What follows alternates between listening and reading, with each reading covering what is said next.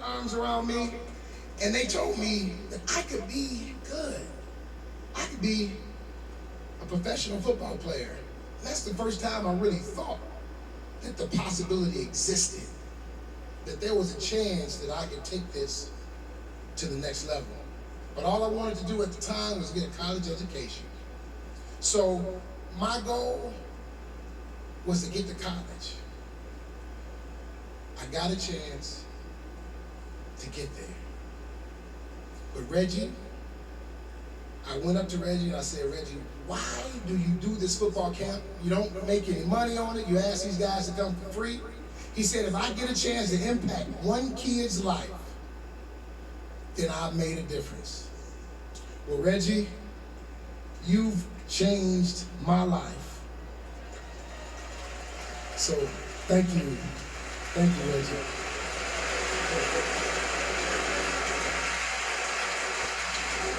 You see, Reggie McKenzie was an outstanding football player. He had no reason to come back to Highland Park, but he did for a lot of young black kids in the city of Detroit and Highland Park, and he made a difference to all of us. So Reggie, you are a success story, brother.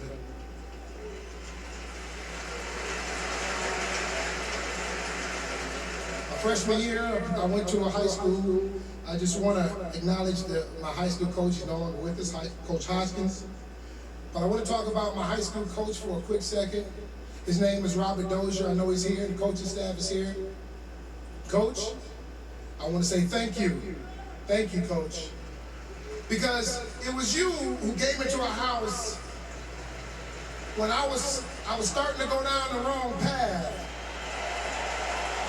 And Coach Dozier, he said, son, you have a chance to be special. I've coached some great football players in my day. You got a chance to be special, but you've got to go on the right path. And I changed my life and turned my life around. So Coach, those were important words, but not the most important words you gave me. You see, I was an All-American linebacker. I loved to splitting people's head open. And my high school coach said, he said, son, you're only 5'10" and a half.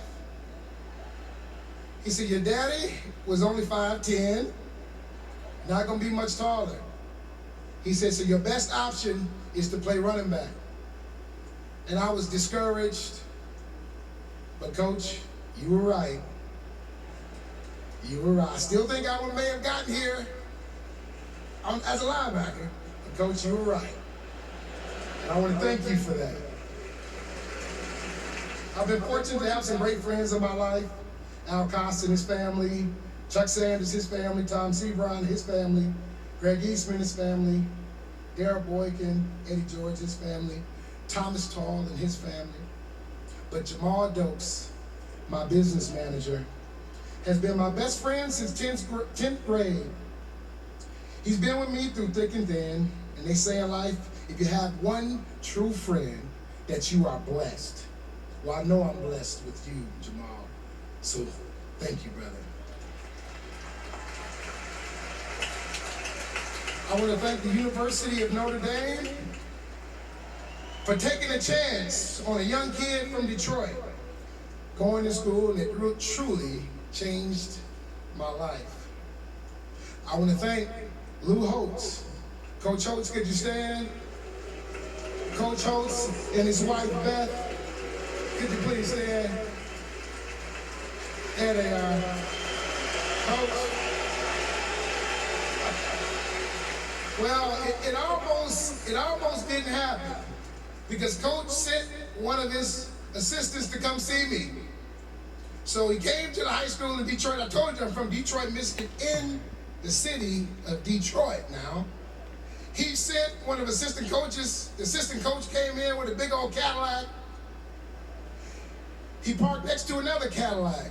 Came in, he talked to the coaches. There was a couple coaches there. They came in and talked.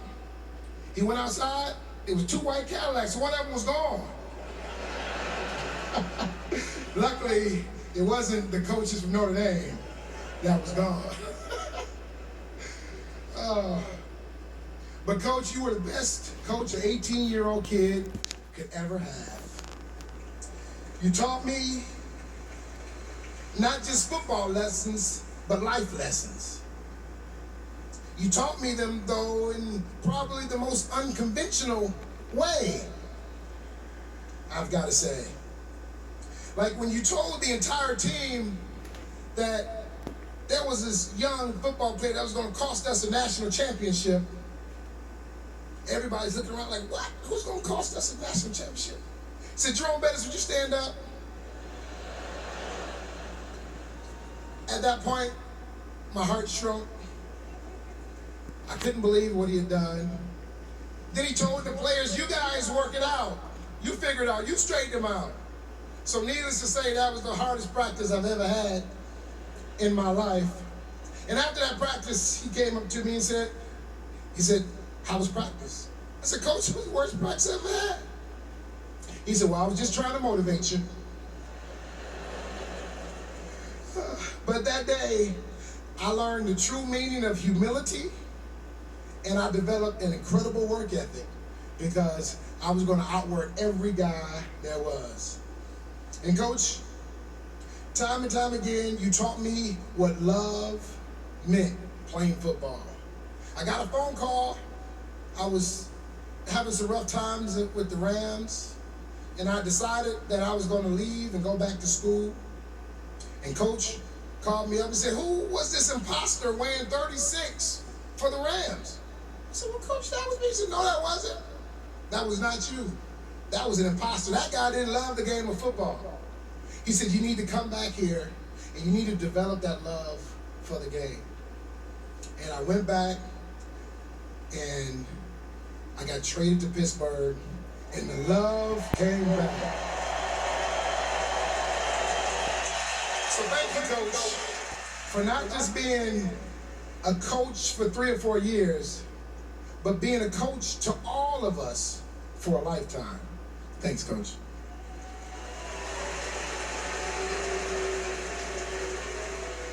To my one and only football agent, Lamont Smith, I want to thank you for helping to secure my family's future. You have been much more than an agent. You have been a confidant and a very, very close friend. Thank you.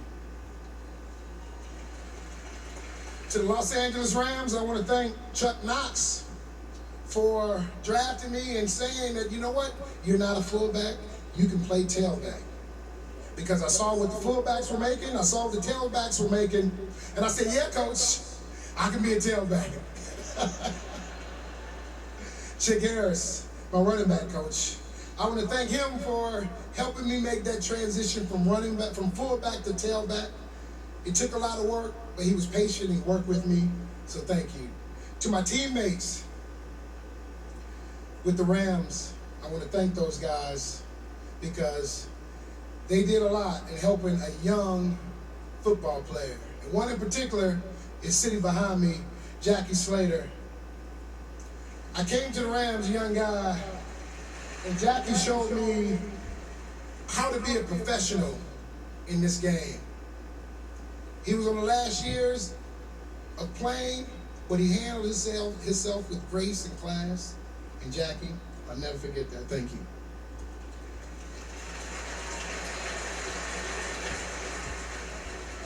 To the Steelers, I've got to thank Tom Donahue for trading for me. I like to think it was a great trade. I like to thank my running back coach, Dick Hoke. I saw him out here. Coach, stand up. I know you're out here somewhere. There he is, Coach Hoke. Coach Hoke was the running back coach for not only me, but for Franco Harris as well. Coach, I want to thank you for not changing anything about me when I got there and allowing me the freedom to run with my eyes. Some coaches want to direct you into a hole that was not your style. You said, do what God gave you ability to do, and that's run. Thank you for letting me sleep in the meeting rooms from time to time. It was either that or help you coach. And I knew that was out of the question. But you always kept us prepared, and you always had us ready to play, and you have impacted my life tremendously. I would not be here without you. Thanks, Coach.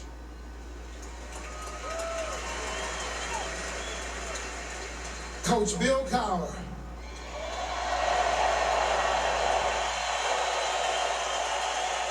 He was exactly the type of coach I needed to succeed. He was a blue-collar football coach.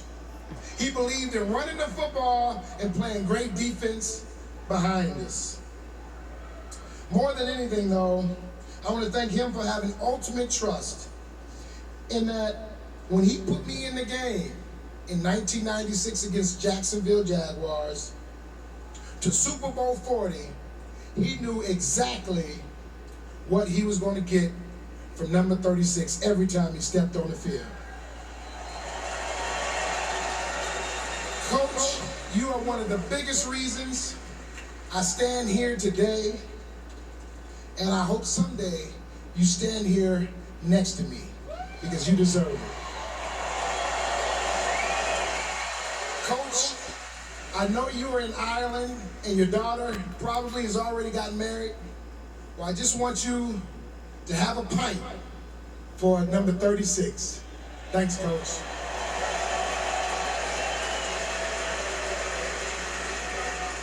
To Art Rooney, I want to thank you for your friendship outside of football. Thank you for listening when I needed to talk and for talking when I needed to listen. You have and continue to be a person I can confide in and learn from. Thank you.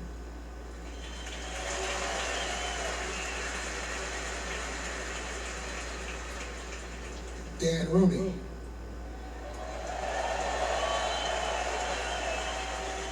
I want to thank you for believing in me, and thank you for seeing the person that I am first and the football player that I was second. I still remember when you stopped me in the hallway and you saw concern on my eyes because there was talk about me not being there anymore. And you told me, you go when I go. And at that point I knew I was going to be there for a long time because you weren't going anywhere. Mr. Rudy, thank you for having ultimate trust and faith in me and that I would carry the banner of the Steelers organization forward. I appreciate that. Thank you.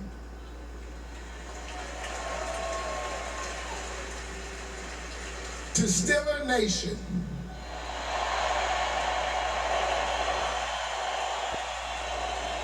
I need those terrible towels going. That's what I'm talking about. You gotta show these guys what real football fans look like.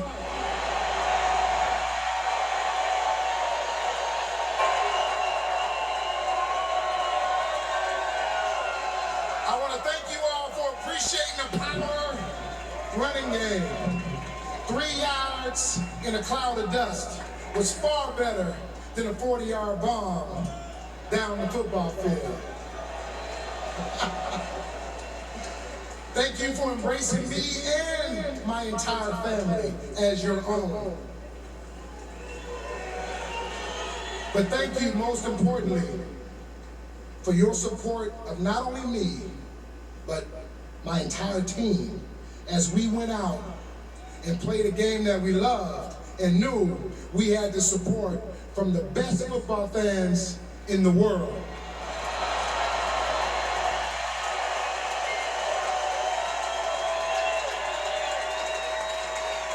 I've been blessed to have the best teammates you could ever have. And I want those guys, all those guys who came to support me, to stand up. Stand up, guys. But I want the guys that played with me at Notre Dame to stand up. Rick Meyer, Tracy Graham, Ray Ellis, Cliff Stroud, the guys at McKenzie High School. Stand up, guys. There you guys are, my guys. I've had the best teammates a player could ever ask for. They gave me everything they had every time we stepped on the football field. Sometimes it wasn't wins, but we knew that we were a family and then that we would get the job done. A special thanks to a couple of my teammates, Alan Faneca,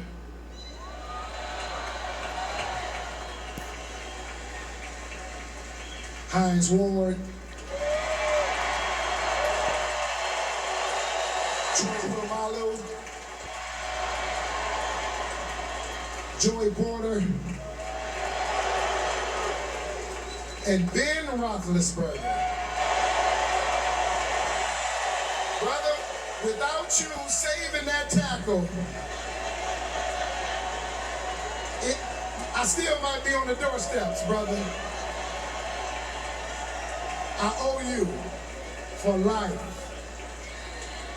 All of you guys, hopefully, will stand next to me someday in the Hall of Fame. To my ESPN family, I want to thank you for allowing me to grow and have a voice. Tom Jackson, congratulations on the tremendous award. And the one thing I want people to remember from this night, not that I have a great family that has continued to support me, I do. Not that I had the best fans a player could ever have, I did. Not that I played with the greatest teammates a guy could ever have, I did that as well. Or that I played for the best organization in all of sports, I did as well. I want people to remember that greatness is not a sports term. Greatness is not a sports term, it's a life term. And I believe there's 4 things that get you to greatness. 1, you gotta have the ability to sacrifice. And a lot of times that means sacrificing the relationships that mean the most to you.